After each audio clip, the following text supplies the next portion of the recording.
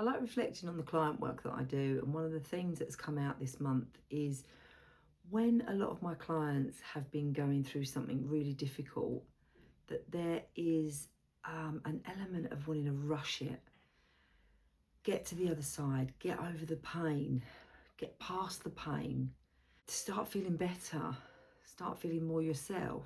And something I find really helpful to do with clients is to try to slow that down, to try to explore some of the events of that pain or that challenge that they've been going through. And in the exploration, something often comes out. So I'm sharing this today because you may not be in counselling, you may not be in therapy, you may not have somebody that you can talk to, but there may be something you're going through that's challenging, that's causing you pain at the moment, that's causing a hurt or bringing some emotions up. So it might be helpful for you to see that you haven't got to rush past that. Feeling the pain and understanding the pain can help with the healing of it, can help with the getting past. So if you're at that place for a moment, what I'd offer you is to give yourself time, sit with it for a bit, explore it for a bit. Because sometimes if we don't sit with that pain or that hurt, and we are trying to rush to that next stage, which is healing and getting over it and getting back to normal, whatever normal looks like. We can do that by burying ourselves in things. We can bury ourselves in fitness, in work. We can bury ourselves in other things like alcohol abuse, and also there's a long list of things that we can do to avoid looking at this challenge, this thing, this time, because we don't want to feel the pain of it.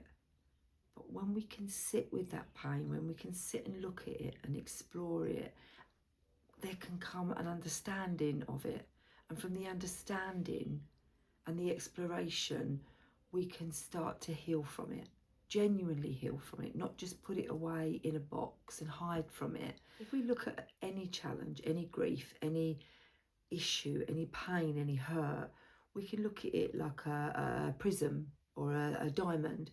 There's lots of sides and lots of ways that we can look at it. From a side of, that person hurt me, that person did this to me. We can also look at it from a side of, what did I do wrong, and blame ourselves. So we can either blame somebody else or blame ourselves. But when we give ourselves time to look at that hurt, really look at it, really examine it, really explore it, write it down, sit with it, think about it, talk about it, we can then see that the other side, there are other sides. What part did I play in it? What did I allow that person to do to me? Or none of that was my fault. We can come at it from different places. Sometimes when we've had things happen to us, we can be left with a way of thinking that is, I let that happen to me, I was weak. But actually there are so many different ways of looking at things, but until we sit with that pain, sit with that hurt, we can't explore those other things, those other answers that can come at us. And in the counselling room, it's explored. I give a client time. I allow for silences so that things can bubble up to the top, thoughts can bubble up to the top, reflections can bubble up. But it's about giving yourself time, whether it's in a counselling room or whether it's on your own, whether it's with a friend, whether it's journaling. Just give yourself time and see what comes up for you. There's something that we've got that's called a feelings wheel that I use quite often. I have it as a cushion, and I've done a video on that before. I could link it to this video. But if you can't get to why something's hurting you more, you can use this feelings wheel, because there's 6 main emotions. One of them is anger. Oh, I'm angry about this situation. I'm angry about this hurt. But actually there might be more behind anger. Anger is really easy to say, but actually there's more reasons behind it. We could have been disappointed, which has led to anger. We could feel embarrassed, that's led to anger.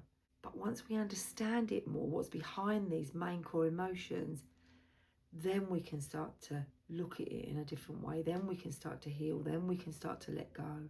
Then we can start to get back to whatever our normal is. I hope that helps. I hope that has given you a bit of a different way of looking at, a different angle of looking on a situation that you might be going through at the moment. I'd love to hear in the comments any questions you might have or any insight that you wanted to share. If you don't want to share, that's absolutely fine, but I hope to see you in the next video.